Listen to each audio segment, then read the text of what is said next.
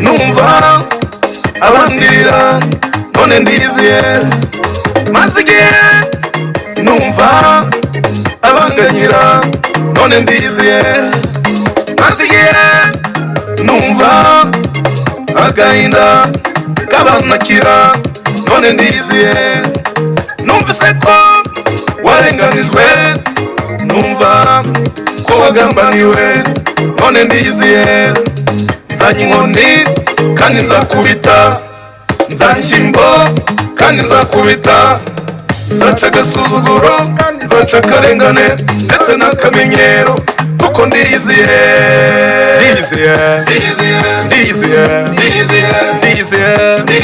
mu rushako rwawe mu kazi kawe muri bizinesi mu mashuri yawe mu madeni yawe mu rubyaro rwawe mu burwayi bwawe abakuzengereje abagutesha umutwe abakuroze mu bukene bwawe inzara yakwishe mu bupfubyi bwawe mu bupfakazi bose ndiyiziye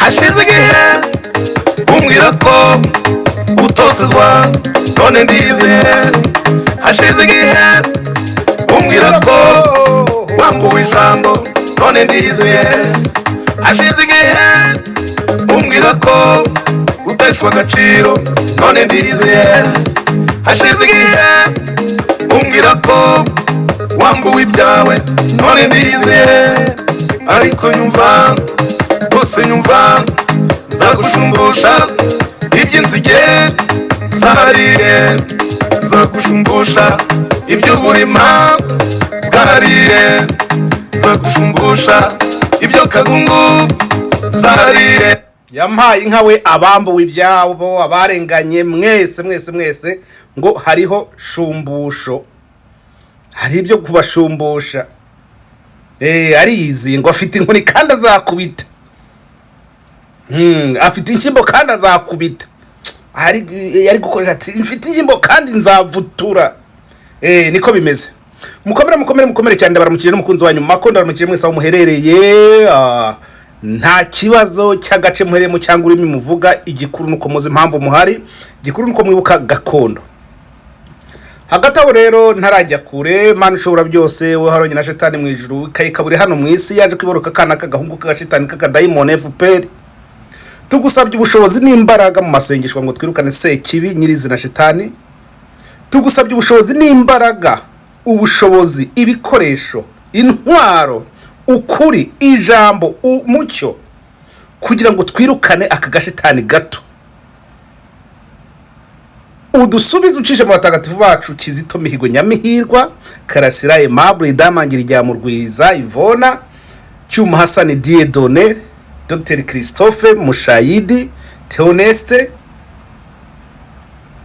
Barafinda Mama Ingabire Vitwani n'izindi mpirimbanyi byo zose zabyitangiye kindi banyibukije ko ngomba kongeramo Beni Rutabana n'abandi bose nkawe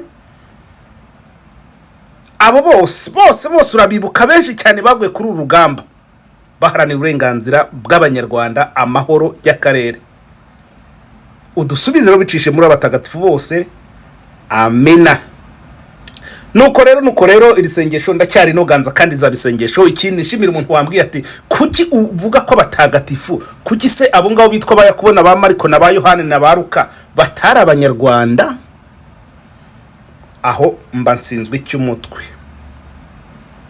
hakaba hasigaye rwa rugamba rwo kwemeza neza ko ibyo muri Afrika byose byiza byitiriwe ahangaha byitiriwe abarengerazuba mu by'ukuri mwabyemera mutabyemera ivanjiri uko yanditse harimo byinshi byiza byasahuwe Afurika.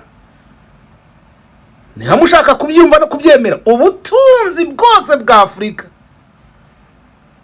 nibwo buzanwa hano hakaba paradizo.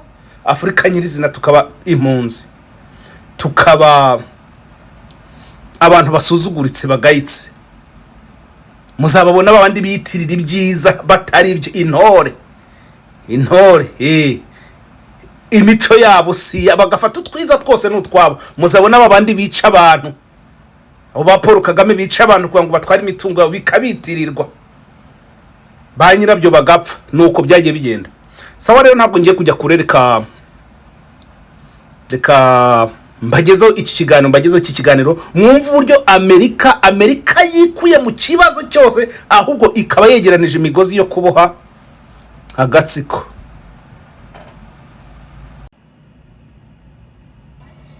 Serikali ya Marekani kupitia ubalozi wake hapa Jamhuri ya Kidemokrasia ya Kongo imeomba taifa la Rwanda kusimamisha kwa haraka msaada wowote kwa kundi la wasi wa M23 ambao wameendelea na mapigano mashariki mwa yamaye nkawe. Ati leta ya Amerika isabye u Rwanda guhagarika byihutirwa imfashanyo yayo ibinyujije kuri ambasaderi wayo uri muri Congo. Munyumvire tugenda gake gake, munyumvire.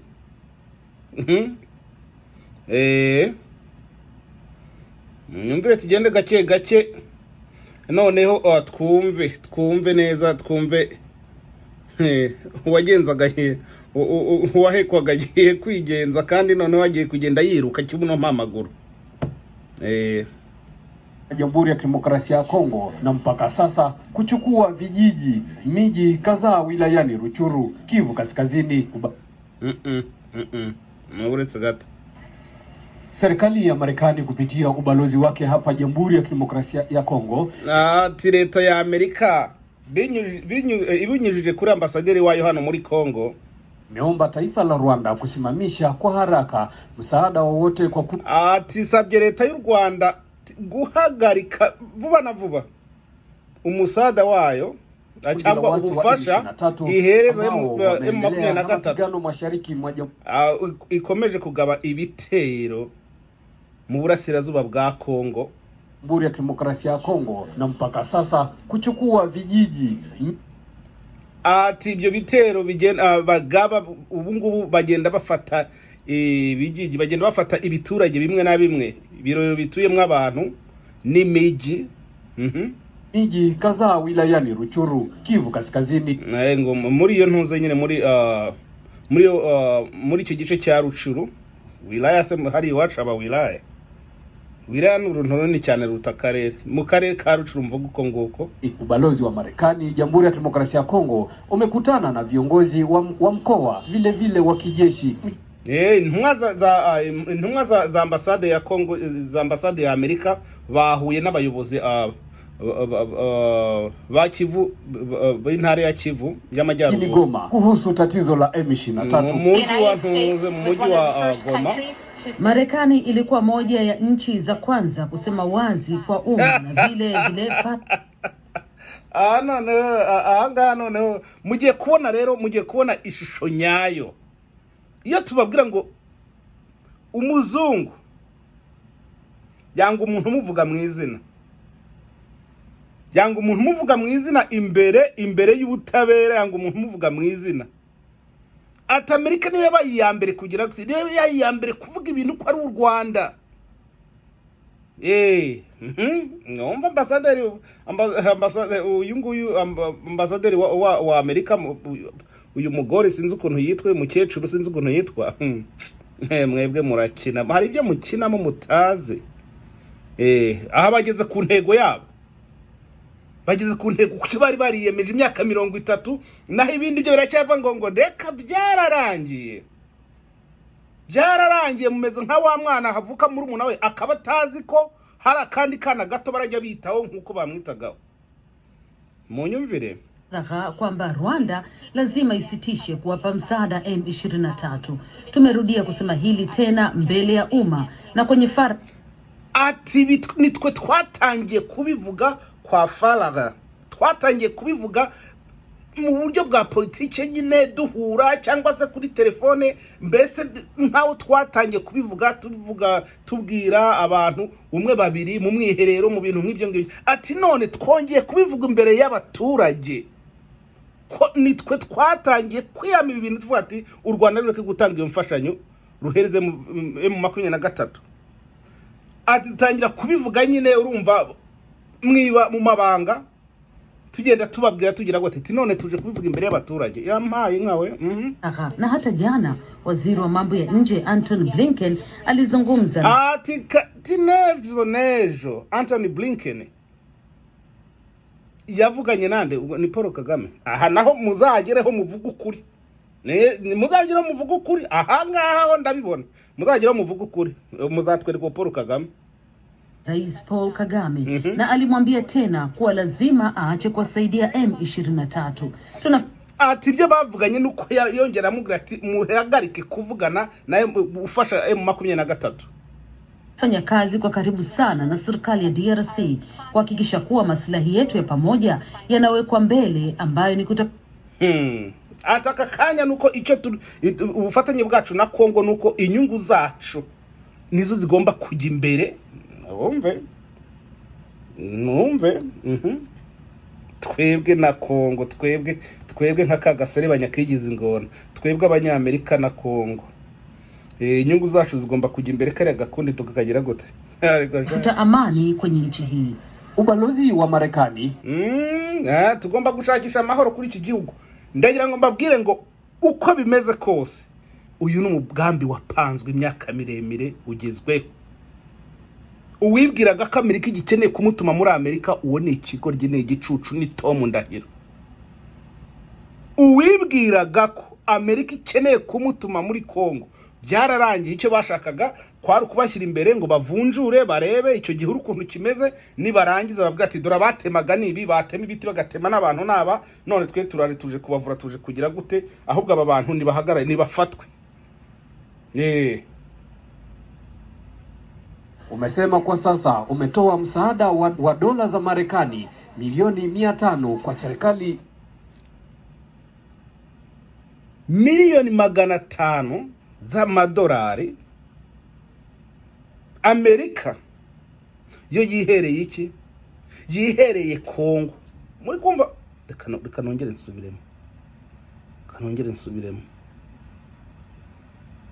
nsubiremo shobora kuba. Ubalozi wa Marekani umesema kwa sasa umetoa msaada wa dola za Marekani milioni 500 kwa serikali. Ati ambasade ya Amerika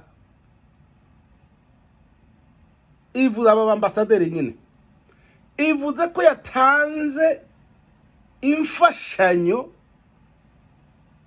ya milioni 500 z'amanyamerika. Miliyoni 1, 2, 10, 20, 50, 100, 200, tukongera tukajya kuri 300, 500 itanzwe nande ya Congo katika miradi mbalimbali katika wizara ya afya na vile ati itanze iyi mfashanyo yihereza leta ya Congo, ati mu bisata bitandukanye, ati gisata cy'ubuvuzi katika usaidizi wa wananchi wa Congo wanaokimbia mapigano ya kivita mashariki mwa Jamhuri ya Kidemokrasia ya Kongo, hasa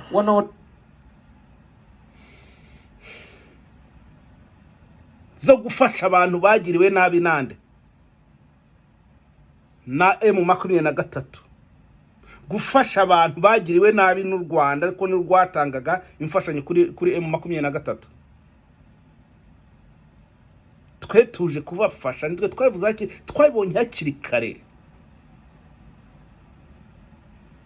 Teswa na M23 ambao hivi sasa watasaidiwa na hema 17,000 kwa familia.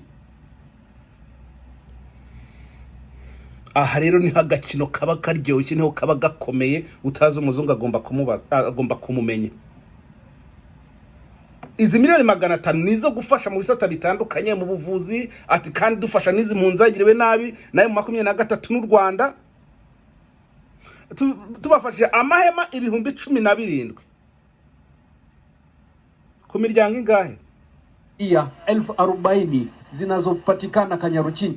Amahembe 17,000 bizafasha imiryango ingahe? Imiryango 40 ya kaskazini mwa mji wa Goma ambako wakazi wapitia hali ngumu na mbaya. Aho impunzi zihitira muri Kanyaruchinya, aho izo mpunzi zihitira hanze gato y'umujyi wa Goma, imiryango 40,000, amahema 17,000. Ariko aha naho amahema yabaye make. Amahema yakagombye kuba 40,000 nayo cyangwa kanarenga ko hari imiryango bari minini. Reka nkomeze niyumvira inkuru ya kutokana na vita vya M23. We're here for two things: to show our ati turi hano ku bintu bibiri twebwe hano kagakecuru ko kari kuvuga. Ati turi hano ku mpamvu ebyiri, ati kwerekana support for the ati turi hano kwerekana inkunga yacu ku baturage bameze gutyo gakecuru. Tuko hapa kwa vitu viwili, kuonyesha kuwa tuko pamoja na watu wa Goma na ati turi hano kwerekana ko turi hano ku bintu bibiri, kwerekana ko turi hano kwerekana ko twebwe twifatanije n'abaturage ba Goma gufasha abantu ba Goma. Pia pengine unafahamu kuwa serikali ya Marekani imetoa msaada wa zaidi ya dola milioni 500 no kubamenyesha ko leta ya Amerika yatanze hejuru y'inkunga ya miliyoni 500 z'amadolari kwa nchi ya DRC mwaka huu. Ugihugu cya Congo mwaka kuongea na maafisa serikali, governor ati kandi turi hano kuvugana n'abategetsi n'abategetsi ba leta. Ati guverineri wande wa na timu yake na pia mashirika yasiyo ya kiserikali. Ati guverineri nabo bakorana, ati nandi mashira hamwe yigenga atari ya leta kuhusu msaada, na tunataka watu tubabwira iyo mfashanyo. Umfasha ntabwo sho gutanga imfashanyo mwibanga, bene yingi bashyize hazarani, bashyize ku mugaragaro, bagomba kwitangaza bakayivuga. Mumenye ko nitwe babaye abambere mu kuvuga ibi bintu. Noneho rero tuzanywe hano n'ibintu bibiri, kubabwira ko twifatikanije namwe, kubashyigikira, kubafata mu mugongo, ariko no kubasobanura ko hari imfashanyo twatanze uyu mwaka ya miliyoni 500 z'amadolari. Naho mwebwe bari kugenda bakavuga ngo hari miliyoni 20 bagiye kubaha, bababeshye ubundi bakabate muhite muhagarika rero, muhite muhagarika aho dukoza kandi ngo bakomeze bishimye ngo turakiye abafasha. Muhite muhagarika, muhite muvuga ngo irahagaze kubera ibi nibi, babatesha umutwe bakorwe mu mutwe. Ati ahubwo twebwe dutange miliyoni 500 cash kuri Congo.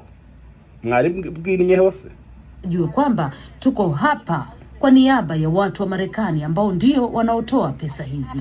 Ati kandi kubamenyesha ko turi hano kubera kubw'abaturage ba Amerika. Ubu nanjye ndimo hari kijana riragwira. Ati n'abaturage ba Amerika badutumye nibo duhagarariye, nibo bahaye uyu musanzu nyamara benshi ntabyo bazi bibera ari American people, because that is who gives this money to the people of Congo.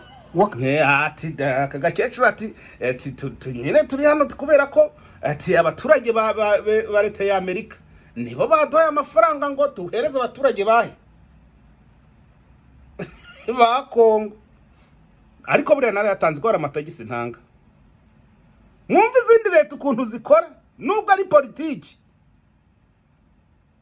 ariko izina ry'abaturage ntibaryibagirwa. Naho mwebwe ngo muje guhiga amako ngo mumwice, ndaje mbakanyage nzabafatira ibihano keretse nirundabiranye. Ibi nagiye mbivuga mukango ndabe keretse nirundabiranye nzabaha ibihano bye by'ubumuntu. Ariko wo ndwaye wa mbere arihize, nubwo naba ndahari arihiziwe.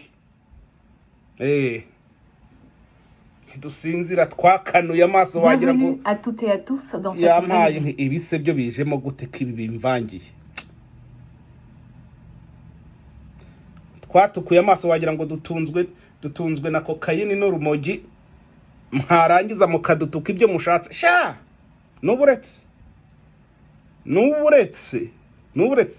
aba ndabazi iyi ntera bageze haba kwisha maneno.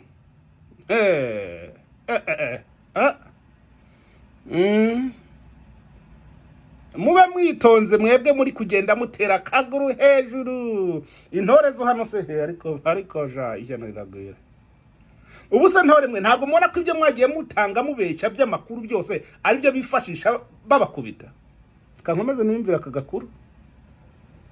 Wakati huo Sauti ya Amerika imetembelea kambi moja ya Kanyaruchinya wilayani Nyiragongo ati muri icyo gihe muri icyo gikorwa ati ijwi rya Amerika ryatembereye Kanyaruchinya bagiye kureba nyine ayo magogo, bagiye kureba iki n'ibiki, bagiye kureba ibyabona. Hariho umugore umwe nabonye avuga ati twebwe tumaze ukwezi kumwe ati n'ibyumweru bibiri ati ntabyo kurya ati nta baji ni ibiki bavuga ngira ngo ni baji ya indi baji imwe y'impunzi kakantuzo k'impunzi cyangwa se karita y'impunzi ntumbaze cyangwa amajeto ntabyo nzi. Undi mwana nawe avuga ati rwose ati twebwe turi hano tumeze nabi ati mukuru wacu yarapfuye twamutaye mu nzira ntiyanashyingwe. Mwumva ibyo bintu byose kuntu babiri hajya mujya muvuga organized. Reka numbaze hebe bipanze bari ku murongo. Kazini mwa mji wa Goma ambao wakazi huwapitia hali ngumu na mbaya ya kimaisha na kushuhudia ukosefu wa chakula, hema, matibabu huko wengine muri rusange nyine aho izo mpunzi zihitira Kanyaruchinya ngo babayeho nabi mu mibereho. Ibyo byose ne mu 23 mu 23 na Rwanda niba rajya bavuga ibi bintu mujye mumenya ko ari Rwanda bari kuvuga. Wao ambao ni wanawake na watoto wakiwa na matatizo ya kiafya. Ati abagowe cyane nyine n'abana n'abamama. Urumva ibyaha rero ibyaha bajya banga ibyaha byakorewe inyoko muntu nibi bya bindi byose mwagiye mukusanya mubeshya ariko ko nta ntore nyibona zikiza hano ngo zije kuntuka ngo zije kugira gute. Oya ishene ntabwo murayimenyera, ntabwo urayimenyera ko ibiganiro n'ubundi nimugire ikibazo kugiye gikwiriye nzabifata mbyimure. Iminsi ntabwo ari miremire, hasigaje iminsi mike cyane. Nzabifata mbyimure mbibahereze muyibone, nzajya mbishyiraho mu fururizo. Kandi ntimugire ngo hari ikibazo mfite cyuko igikuru nuko nkora icyo nakombye gukora, ikindi abashoboye kubisangiza mu bisangiza abandi babibone nta kindi. Nshimira kandi abamaze kwigora bagakora subscribe. Ubwo icyo nsaba gusa nuko musangiza ibi ngibi mu bisangiza abantu bakabibona. Naho ubundi ntore dore nguko uko dukina twebwe gakino keza cyane.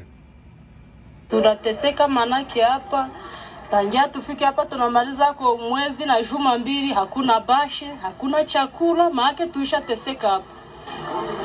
Kitu gani? Uyu ni wa mugore nababwiye.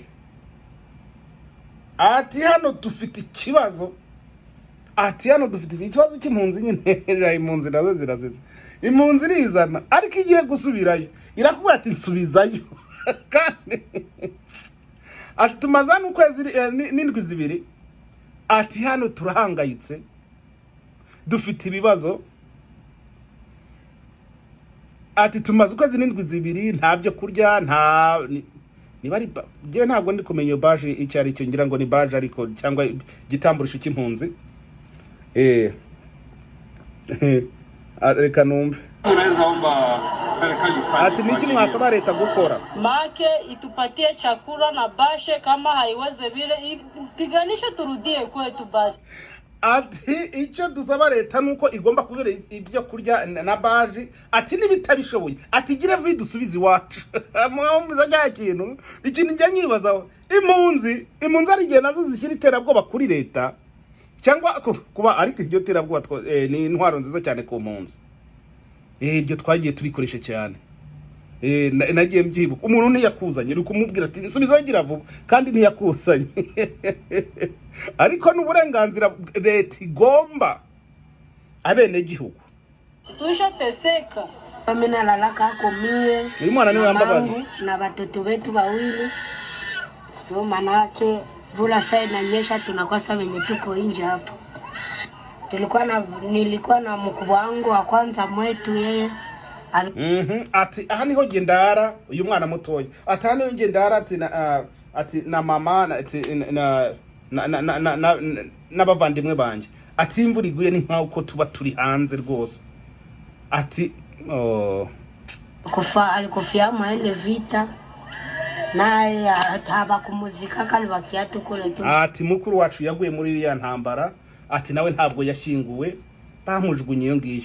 Nyamara abana bakabarebe wowe nuburetse wenda kugarukaho uburyo wigira umumineri ngo barababwiye ngo kasaza kamazi ibyo kurya ukigira umumineri.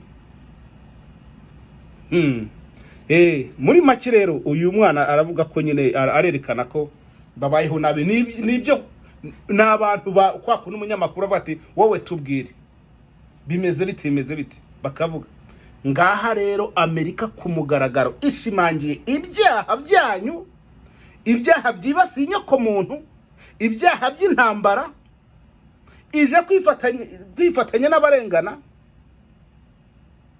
mu nyungu za politike, uburyo Congo na Amerika bigiye kugarura amahoro. Wa musazi wa Museveni sinzi ikintu ashobora kuvuga noneho. Aturwanya leta abari kurwanya Uganda. Reka tuzumve ko ari ikintu gihomvomva. Twongere twumve ko ari umusazi da. Twumve ko ari ibindi bisazi bikiri muri mu mutwe. Reka mbareke ndekira hangaha kubera ko aya makuru nari nyavanye ku bitangazamakuru bitandukanye. Harimo Gisovu Kibuye nshimira n'abandi bose bagiye banyohereza iyi clip cyangwa se aka video kugira ngo numve ibi bintu. Ubwo rero ubutumwa bwanyu mbubagejejeho uko nshoboye. Ikindi ntore mwebwe narababwiye mwebwe muri kwica abantu muri iyi minsi ngo muri kuzana iterabwoba mbe mwitonze. Ibi ngibi Amerika ntiyemeye kubivuga ku mugaragara kubera ko nyine ngo ari twakomeje kuvuga bati hari ubufatanye bw'amabandi. Leta irahagurutse kubera ko amabandi yarazana akagurisha mu nganda akagira gute, ariko leta yabaga ibizi. Ntabwo rero twakomeye n'umuntu urarasa. Rega buriya n'umuntu urarasa. Kamanza nisomere kuri aka kaginga.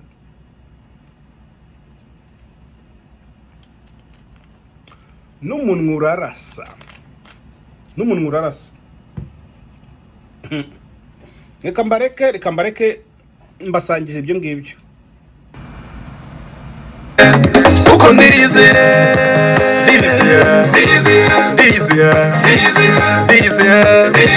urushako rwawe mu kazi kawe muri business mu mashuri yawe mu madeni yawe mu rubyaro rwawe mu burwayi bwawe abakuzengereje abagutesha umutwe abakuroze mu bukene bwawe mu nzara yakwishe mu bupfubyi bwawe mu bupfakazi bose ndiyiziye.